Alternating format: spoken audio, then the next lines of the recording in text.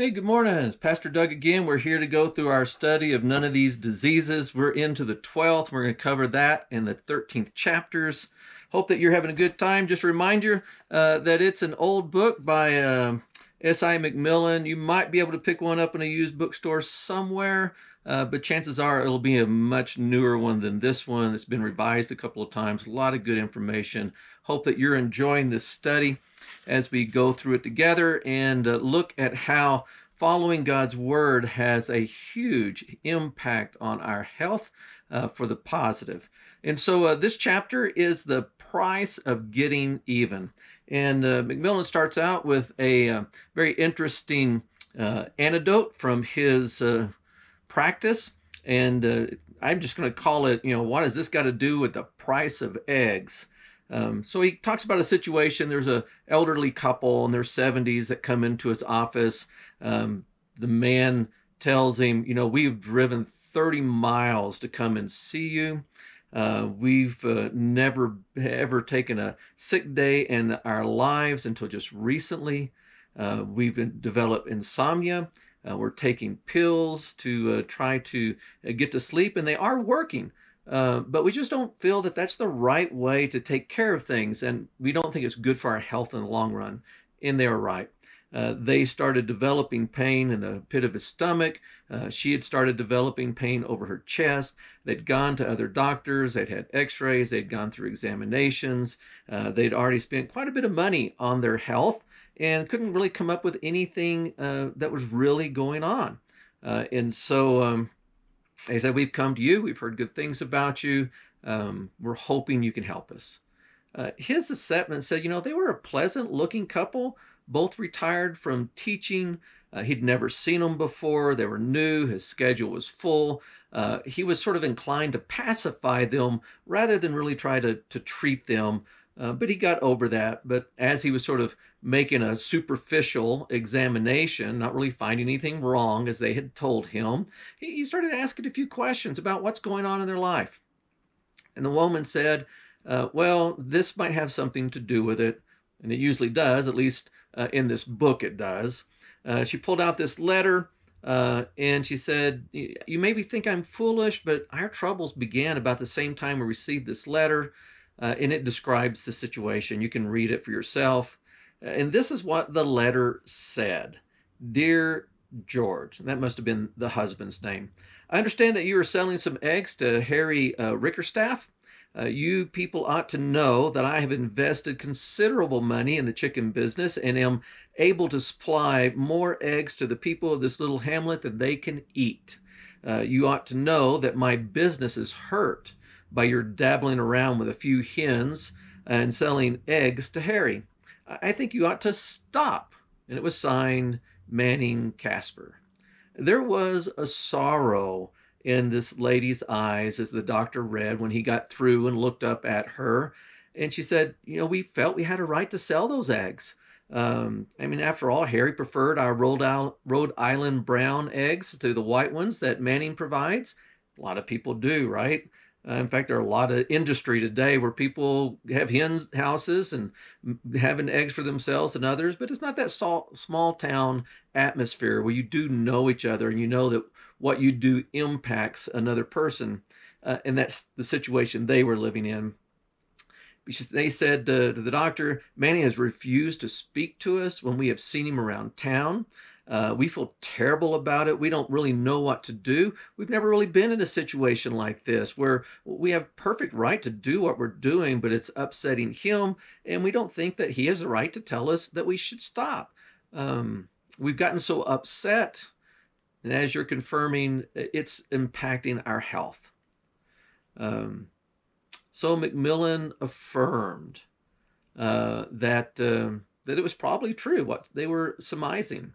She said, we've just decided, even before we came in to talk to you, that we're going to go home and we're just going to give up our little egg business. McMillan agreed that it might be worth seeing if it had any impact, if there was some connection between the two. Of course, he knew there was. And he didn't hear from them again. A couple of months later, he ran into their daughter, who told them that they were doing well. Their health had never been better. They'd given up all of their problems and had stopped taking their medication. The symptoms seemed to have just vanished. They did have rights to sell those eggs. And it might seem like a foolish thing to give in to Manning's demands, as if you're giving in to a bully, which is kind of what it sounds like. But the cost of the x-rays, the exams, and the medication that they were doing far outweighed the little bit of money they were making out of those eggs they were selling. And then the doctor goes on to share an undocumented story, which to me sounds like it was more of a joke than a story, more of a fable, you might say. It tells a story about a local preacher who gives up his pulpit and goes back to school, takes up medicine. And at some point, he's asked, well, why did you make this change? Why did you give up preaching in order to start practicing medicine? He says, well, I finally realized that people will pay more for the care of their body than they will for the care of their souls. Well, he went on his business, and wasn't long till he gave up medicine and he took up law school, and he became a pretty good lawyer, doing cases and those kinds of things. And so again, he was asked about his motivation, because I knew there was this history that he had. He says, well, I found out that more people will pay more to get their way than they will to take care of their body or their soul. And if you're in it for the money, it's probably true. And even though it's probably not a true story, it does hit on a truth. People will do just about anything to get their way, whether it's a good thing or not. How much you're willing to pay, what cost are you willing to endure in order to get your way about things? Many people are ruining their health in order to get their way. There's a quote in the book said, a man is a fool who can't get angry about being denied their rights, but a man is wise who won't be angry over demanding their rights over other things that really matter, like your health. Jesus said in Matthew 5:41, if someone compels you to walk a mile, go with him too. Foolish? To walk that extra mile in order to ensure the peace of mind and unbroken sleep. Jesus was probably thinking more than just pacifying, but he was saying, don't let these people who have authority, people who are even abusive, control you more than what they're able. And if you are willing to give, it takes away the sting.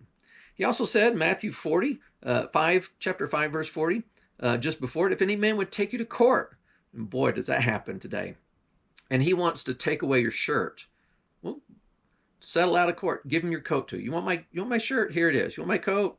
Take it. It was not something that we go against. We would say, you need to stand up for your rights. You need to fight for your rights.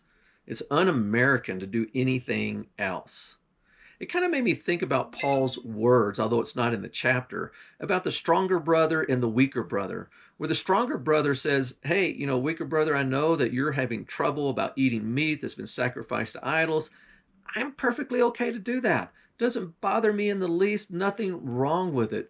But because this is bothering your conscience and you're tripping over it, I'm going to forego my right in order to keep you from having these troubles. I think there's a dynamic of that experience in what the good doctor here is trying to experience to us. One of the things that he is talking to us about is the cost that we have in different aspects of our lives. And it kind of moves into the 13th chapter, which was he titled To Love or Perish. And that was taken from a book that we'll talk about in a little bit. But first, in this chapter, he brings up a reference, if you recall, from our earlier chapters and study about English's book that illustrated the connections between emotions and physical symptoms of disease. I hope you get some coffee and drink, whatever it is. Enjoy that as we're studying along together. He said he listed all these emotions, and then he tried to illustrate how that they impacted our health, drew little lines to different parts of the bodies. Kind of interesting illustrations. You can Google it and find some of those things.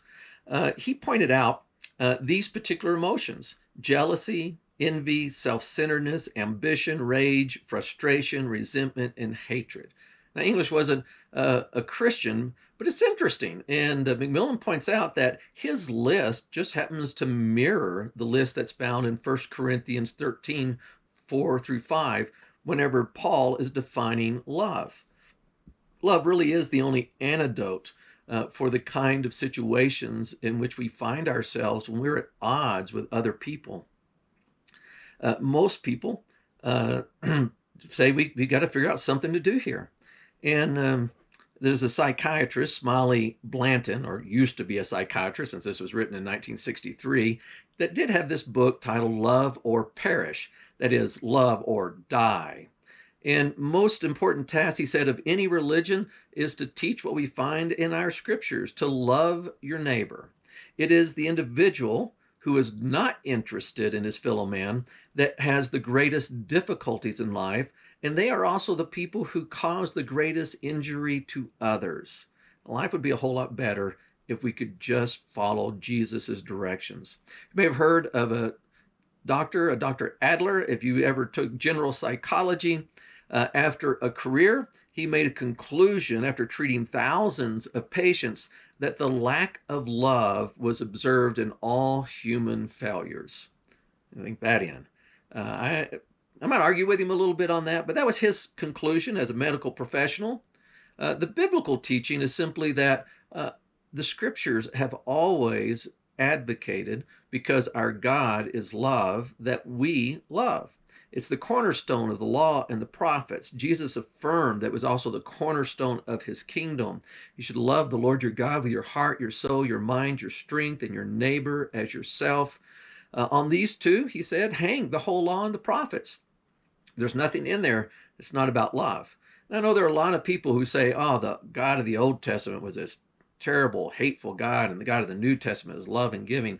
But that's not true. You can go back and look at the Old Testament and see the dynamics, look at the situation and things that are said. He is a God of love.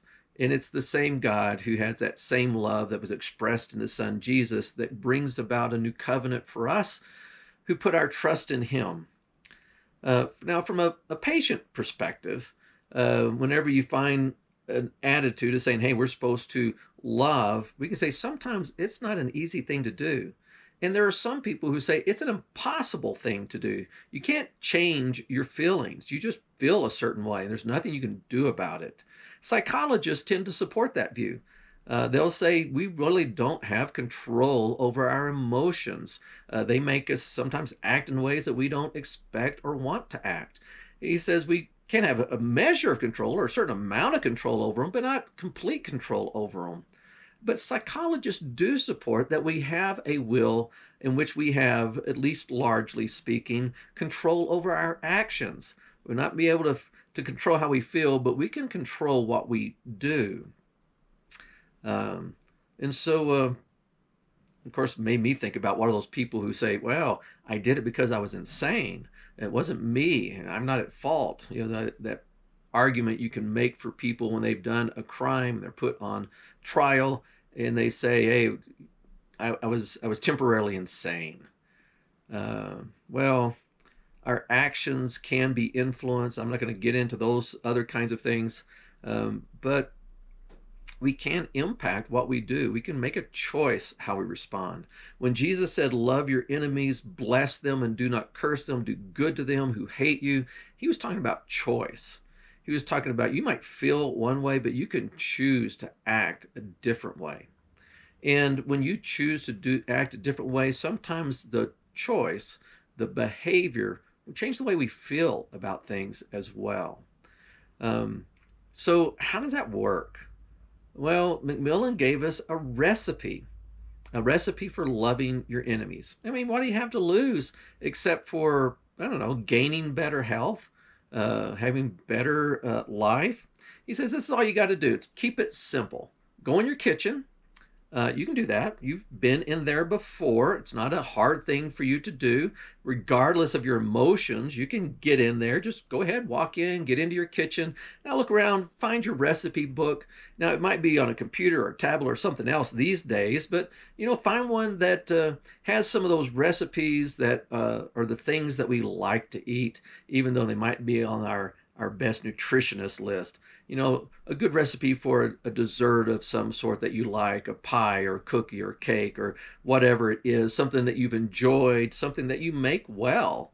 The kind of thing that you decide to make really isn't that important, but make it. Get your body in action. It wasn't too hard. We have that expression, easy as making a cake. Even if it's from a box, doesn't matter. But put it together, make it up, and then package it up. Make it look nice. Even if it's on a paper plate, put the foil around it, dress it up, put a little saran wrap over the top, maybe even a little bowl if it's a cake or pie or something like that. Maybe even a little delivery box. If you got cookies or things in it, put a little card in it that just says, thinking about you, going to pray, and then deliver it to your enemy. You may have to look at your feet and give them a stern look and said, yes, we are going. That means you have to help me. We're going to take this box and we're going to walk out our door and we're going to get in our car and we're going to drive to their house and we're going to knock on their door and we are going to present it to them. If they don't answer the door, we're just going to leave it there. It has a card in it that explains things. But if they answer the door, on this trip going over, our burdens will be lifted up. We'll have a new thought. We'll say something wonderful is going on here, and we will begin to move ourselves in a way. Now, in the doctor's illustration, he talked about a lady who was doing this very thing, and the person she was mad at lived on the other side of the tracks. And as she went, she had to wait for the train to go by. Her house wasn't too far away, and she started thinking, man, if I had to live near this place with that train going by all the time, I'd be on edge all the time too.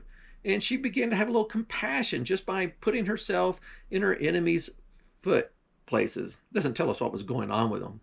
She gets out of her car. There's a group of rambunctious kids running up and down, and just lets them go. Don't pay them attention. Don't get upset by such little things. Go up, knock on the door. It doesn't matter if they're home or not. Like I said earlier, greet them if they do come out and say the truth. I brought this over for you. I was thinking about you and I wanted to do something nice for you. You don't have to explain anymore. They may be a little surprised to see you. They may question why you're really there. But they'll take the offering. They may just say thank you and give a little social greeting and on you'll go. They might invite you in and have a brief conversation, a short time with them, and then to get up and be on your way. Head back home. You will feel better because you were obedient, and it will impact the way you feel about that other person. It will be some of the first steps in transforming your hate into love. We all need that. Now, just as a little update, you might not be making a cake or cookies or things like that, but you can get a gift card. You can get it to a local coffee shop or a candy shop or a pastry shop, some place that people enjoy, but they don't always treat themselves that way. You want it to be a treat for your enemy. And then the card that you put it into, you want to express that honesty. I was thinking about you and I wanted to encourage you. And so I'm just giving this card and as a blessing. There was a guy named Edwin Markham who wrote a poem called Outwitted, or maybe it was a prose, and you've probably heard it. He drew a circle that shut me out, heretic, rebel, a thing to flout. But love and I had the wit to win. We drew a circle that took him in. Well, that's our study for the day, just another aspect of looking at what the scriptures teach and saying if we begin to love our enemies, if we begin to express the fruit of the Spirit rather than the works of the flesh, we will move ourselves to the point that we begin to feel differently, and particularly against those people for whom we've gotten crossways with or we've ruffled feathers with.